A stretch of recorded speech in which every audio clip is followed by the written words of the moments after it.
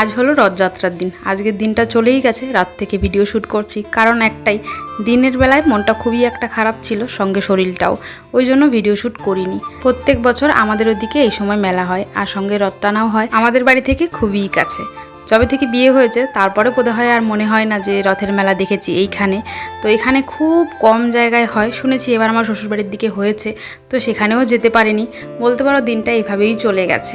তো সেই জন্য মনটা একটু খারাপ ছিল। মনটা ভালো থাক বা খারাপ থাক সে ধ্যান কেউ রাখবে না, তো কাজকর্ম তো থেমে থাকবে না সংসারে, তো কারোর জন্য ফেলেও রাখিনি, নিজের মতো করে করেছি। রাত্রেবেলা খাওয়া দাওয়া সেরে সকালবেলায় শরীরটা এত খারাপ ছিল যে আজকে উঠতে উঠতে 10টা বাজিয়ে দিয়েছি।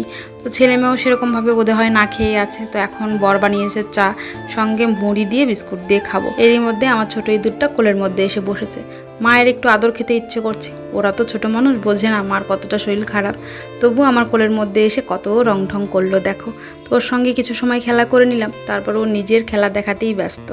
কি করব, শরীর খারাপ থাকলে বললাম না, সংসারে কাজ তো আর ফেলে রাখা যাবে না, তো সেটা সম্পূর্ণ করতেই হবে। চাটা খেয়ে ঘরদোর গুছিয়ে তারপর স্নান করে নিয়েছি, এখন চলে এসেছি রান্না করতে। যত অসুস্থই থাকি না কেন, আমার খেয়াল রাখার মতো কেউ নেই, নিজের খেয়াল নিজেকেই রাখতে হবে।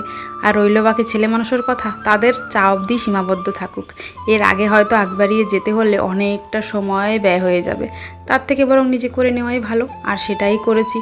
তো আজকে ভীষণ গরম দিয়েছে, সঙ্গে তো শরীরের জ্বালাপোড়া আছেই। ভাত খাওয়ার সময় অনেকক্ষণ আগেই হয়ে গেছে, তবে বসেছিলাম, বর বানাচ্ছে মাংস, ওরা আজকে মাংস খাবে, কারণ বর আজকে ঘরে রয়েছে, তো মাংস তো হবেই, আমি খাবো না।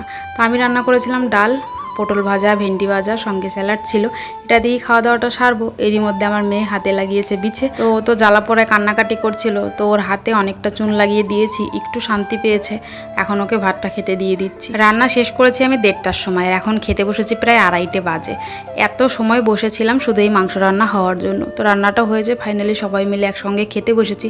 আর এত খিদে পেয়েছে, মনে হচ্ছে যা আছে সব একাই খেয়ে ফেলবো। তো খাওয়া দাওয়া শেষে একটু রেডি হয়ে নিয়েছি। মনটা না আজকে কিছুতেই ঘরে আর বসছিল না, কেন জানি না, একটু কোথাও ঘুরতে যেতে ইচ্ছে করছিল, আর কিছু কাজও ছিল, সেই বাহানায় সবাই মিলে বেরিয়ে পড়েছি। তো কি করেছি না করছি সেটা আর ভিডিও করতে পারিনি, এখন চলে এসেছি ঘরে। চলো তোমাদের দেখাই আমি কি কি কিনেছি। এই যে আমার মেয়ের খেলনা, এগুলো তো কিনতেই হবে, সঙ্গে এই যে চিপস, এগুলো তো মাস্ট, একটা মগ, আর এই যে সাপ নিয়ে এসেছি। আর অনেক কিছু নিতে ধরেছিলাম কিন্তু সেগুলো নেওয়া হয়নি।